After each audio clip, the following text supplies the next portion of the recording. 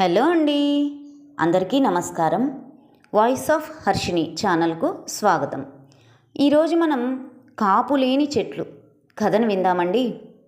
వర్ధని ముభావన శివరామయ్యను బాధిస్తోంది. తనంతట తానుగా కల్పించుకొని ఏదో ఒకటి మాట్లాడబోయినా ముక్తసరిగా జవాబులిచ్చి తప్పుకుంటోంది ఆమె. ఎందుకలా ఉన్నావు అని భార్యను అడిగితే, ఎలా ఉన్నాను అంటూ ఎదురు ప్రశ్న వేసి ఏదో పని ఉన్నదానిలా అక్కడి నుంచి జారుకుంటోంది. ఒంట్లో బాగోలేదా అంటే, నాకేం రోగం అంటుంది. 35 ఏళ్ల తమ దాంపత్యపు సాంగత్యంలో అలకలు, అభిప్రాయ భేదాలు, సణుగుళ్ళు, సర్దుబాట్లు కొత్తేం కాదు. అసలు అవి ఏవీ లేకపోతే జీవితం నిస్సారమవుతుంది. ఉప్పు లేని సముద్రంలా చప్పగా ఉంటుంది. అయితే ఏ కలతలైనా కొంతవరకే మురిపెం. కొస వరకు సాగదీస్తే పస ఉండదు. అసలు వర్ధని ఆదర్శ గృహిణి.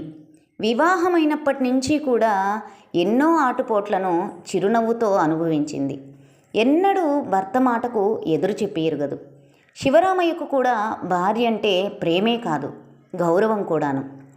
పురుషుడి కంటే స్త్రీలలో మనోపరిపక్వత ఎక్కువగా ఉంటుందనేది అతని అభిప్రాయం. అందుకే ఎప్పుడూ కూడా భార్య ఆలోచనలకే ప్రాముఖ్యతనిచ్చాడతను. ఆమె తెలివితేటల మూలంగానే సంసారం అభివృద్ధి చెందిందన్న సత్యాన్ని బాహాటంగానే అంగీకరిస్తాడు.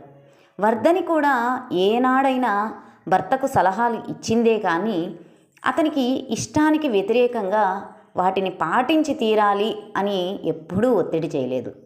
పైపెచ్చు ఇది నాకు వచ్చిన ఆలోచన, నాకు 4 గోడలు దాటని దానిని నాకంటే బయట ఎప్పుడూ తిరిగే మీకే బాగా తెలుస్తాయి బాగోగులు అనేది. చివరికి ఇద్దరూ కూలంకషంగా చర్చించుకునే జీవితంలోని ముఖ్యమైన నిర్ణయాలను తీసుకునేవారు. అటువంటి వర్ధని ఇప్పుడు ఇలా ఎందుకు ప్రవర్తిస్తోంది? తన మనసును అర్థం చేసుకోదేం? అన్ని ప్రశ్నలు శివరామయ్య మదిని కలచివేశాయి. అయితే అవి జవాబు లేని ప్రశ్నలు కావు. అన్నేళ్ళు వర్ధని అర్ధాంగిగా సలహాలిచ్చేది, సర్దుకుపోయేది. కానీ ఇప్పుడు తన పైన మౌన పోరాటం సాగిస్తున్నది వర్ధనిలోని అమ్మ మనసు. ఆ నెల్లాళ్ల నుంచి జరుగుతున్న సంఘటన మెదడులో మెదిలాయి శివరామయ్యకు. 40 ఏళ్ల మెరిటోరియస్ సర్వీస్ అనంతరం సంవత్సరం క్రితమే ప్రభుత్వోద్యోగం నుంచి రిటైర్ అయ్యాడు తాను. రిటైర్మెంట్ బెనిఫిట్స్ బాగానే ఉన్నాయి. భార్య సంప్రదింపుతోటే 10 లక్షలు పెట్టి చక్కటి ఇల్లు ఒకటి కొన్నాడు. ఇల్లు పాతదే అయినా కూడా పెద్దగా చాలా బాగుంది. వెనక అందమైన తోట, చెట్లు వర్ధనికి కూడా బాగా నచ్చింది. ఫ్యామిలీ కమిట్మెంట్స్ కూడా పెద్దగా లేవు తమకు. కూతురు కొడుకును. కూతురికి పెళ్ళై అత్తవారింటికి వెళ్ళిపోయింది. తన బతుకు తాను బ్రతుకుతోంది. కొడుకు 2 ఏళ్లుగా ఓ ప్రైవేటు కంపెనీలో మార్కెటింగ్ ఎగ్జిక్యూటివ్గా పనిచేస్తున్నాడు.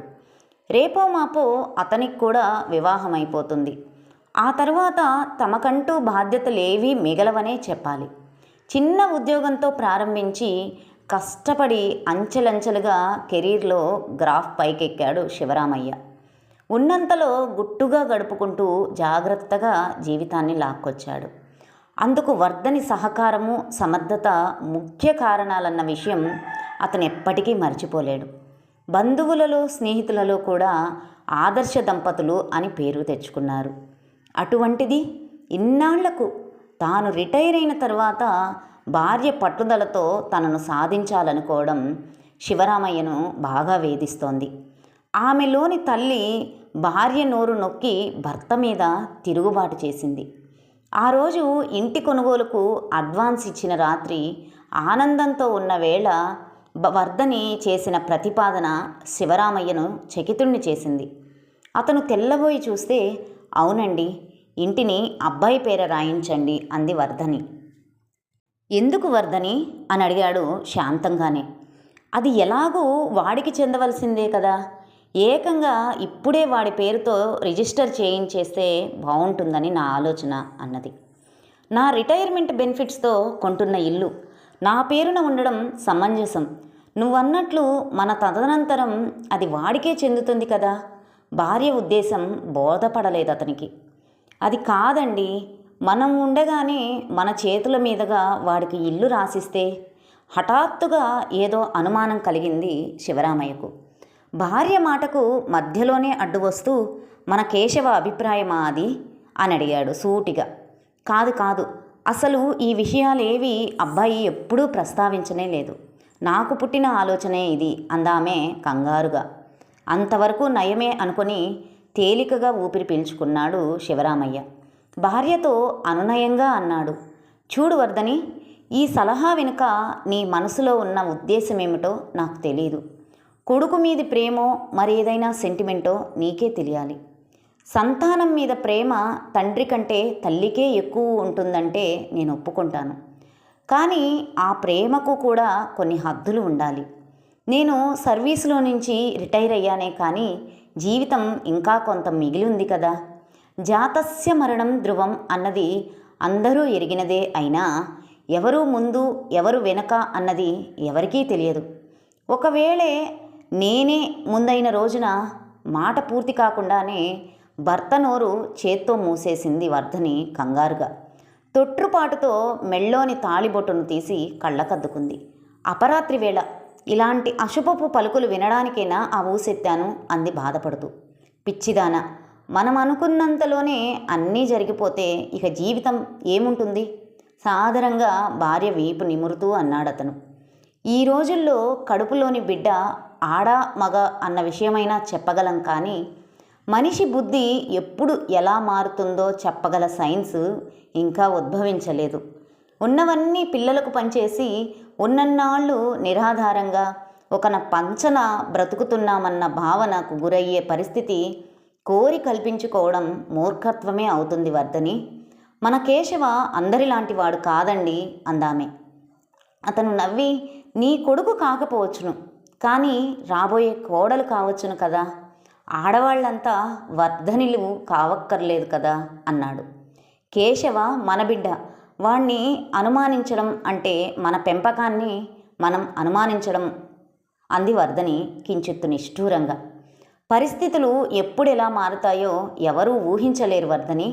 ఏ మనిషి స్వతహాగా చెడ్డవాడు కాదు. పరిస్థితుల ప్రభావమే ప్రతి వ్యక్తిని ఆయా రీతులలో మలుస్తుంది అన్నాడు శివరామయ్య చిన్నగా నిట్టూరుస్తూ. నువ్వేమైనా చెప్పు, మనం బ్రతికున్నంత కాలము మనదంటూ ఏదో ఒక ఆధారం ఉండడం అవసరం. ఏమీ లేని నాడు కన్న కొడుకైనా సరే తల్లిదండ్రులు భారం అనుకునే రోజులు ఇవి. ఎవరి జాగ్రత్తల్లో వారు ఉండడం అవసరం. వర్ధని అప్పటికి మారు మాట్లాడలేదు. ఆ తరువాత వారం రోజుల పాటు వరుసగా అదే ప్రస్తావన మార్చి మార్చి తెచ్చింది. భర్త అపోహ పోగొట్టాలని, ఆలోచన సరళిని మార్చాలని ఎంతో ప్రయత్నించింది, విఫలురాలైంది. భర్త నిర్ణయానికి తిరుగులేదని గ్రహించడంతో మౌన పోరాటం ఆరంభించింది. తన పెంపకంలో పెరిగిన పిల్లాన్ని భర్త లోకంలోని అందరి పిల్లల్లాగే జమకట్టి స్థిరాస్తి కొడుక్కే దక్కుతుందన్నది తనకు తెలుసు. కానీ అదేదో తమ హస్తాల మీదుగా అందివ్వాలనే అభిలాష, పిచ్చి కోర్కెను ఆమెవి. శివరామయ్యకు తెలుసు, తల్లి మనసు ముందు పెళ్ళాం ఎప్పుడూ ఓడిపోతుందన్న సత్యం. లేకుంటే తన ఆలోచనలకు ఎంతో విలువిచ్చే వర్ధని ఆ విషయంపైన అంతటి పట్టుపంటడం అసంభవం. భార్యాభర్తలలో ఎవరో ఒకరు సర్దుకుపోవాలి. పట్టు విడుపు ఇద్దరికీ ఉండాలి. ఆమె అంతగా కోరుకుంటున్న దాన్ని తాను మరీ అంత మూర్ఖంగా తోసిపుచ్చడం సమంజసం కాదేమో అనిపించింది అతనికి. సరే వర్ధని, నీ కోరిక మాత్రం ఎందుకు కాదనాలి? ఇందులోని మంచి చెడ్డలు కాలమే నిర్ణయిస్తుంది. ఇంటిని కేశవ పేరునే రాయిస్తానులే అన్నాడు శివరామయ్య స్టాంపు పేపర్లు కొనడానికి వెళ్తూ. వర్ధని వదనం 1000 కొవ్వొత్తుల కాంతితో వెలిగిపోయింది. భర్త పలుకులు వినగానే ఆమె పెదవులపైన చిరునవ్వు వెలిసింది. ఉండండి, ఎదురొస్తాను అంటూ ముఖాన బొట్టు సరిగ్గా ఉందో లేదో ఒకసారి అద్దంలో చూసుకొని కొంగు భుజం నిండుగా కప్పుకొని గబగబా భర్తకు ఎదురు వెళ్ళింది. కొత్త ఇంట్లో చిన్న చిన్న పనులు దగ్గరుండి చేయిస్తున్నారు వర్ధని కొడుకు కేశవాను. ఇంటి వెనుక తోట విశాలంగా ఉంది. అందులో రకరకాల చెట్లు, పూల మొక్కలు ఉన్నాయి. వాటిలో పెద్ద చింత చెట్టు ఒకటి. కొమ్మలు బాగా విస్తరించి ఆ ప్రాంతమంతా పందిరి వేసినట్లుంది. దానిమీద రకరకాల పక్షులెన్నో ఆశ్రయం చేసుకున్నాయి. వాటి గోలతో సందడిగా ఉంది.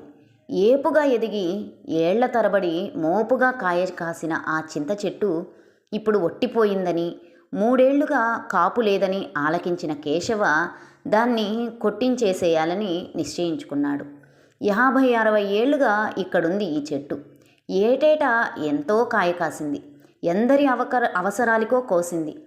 ఈ కారణంగానో ఈ మధ్య కాపు కాయడం మానేసింది. అయినా చక్కటి నీడనిస్తుంది.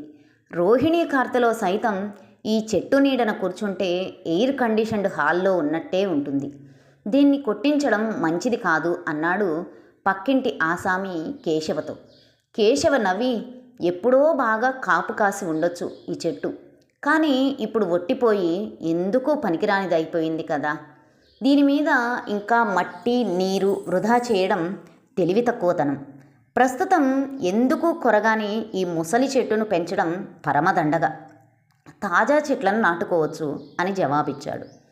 పక్కింటతను అప్పటికీ ఆగలేక, ఇన్నేళ్లుగా ఫలసారం అందించిన ఈ చెట్టు ఇప్పుడు ముసలిదైపోయిందని, ఇక కాపు కాయదని నిర్దాక్షిణ్యంగా నరికేయడం నాకెందుకో సబబుగా అనిపించడం లేదు.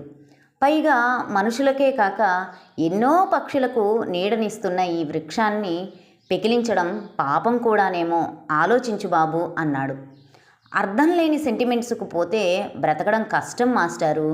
మనకు ఉపయోగపడని ఏ వస్తువునైనా వదిలించుకోవడం ఉత్తమం అన్నది నా సిద్ధాంతం అని కేశవ ఖచ్చితంగా అనడంతో మారు మాట్లాడలేకపోయాడతను. చావిట్లోంచి వారి సంభాషణను ఆలకిస్తూనే ఉంది వర్ధని. కొడుకు పలుకులకు నిశ్చేష్టురాలైందామె. అప్పుడే బయట నుంచి వచ్చిన శివరామయ్య, అదేమిటి వర్ధని, కొండపల్లి బొమ్మలాగా అలా కదలకుండా ఉండిపోయావేమిటి అని పలకరించడంతో తేరుకొని, వచ్చారా అంది. ఇవిగో స్టాంప్ పేపర్స్, నీ ముద్దుల కొడుకు పేరుతోనే తీసుకున్నాను. రేపు మంచి రోజు కదా, రాతకోతలు చేయించేద్దాం అన్నాడు అతను సంచిలోంచి కాగితాలు తీసి చూపిస్తూ.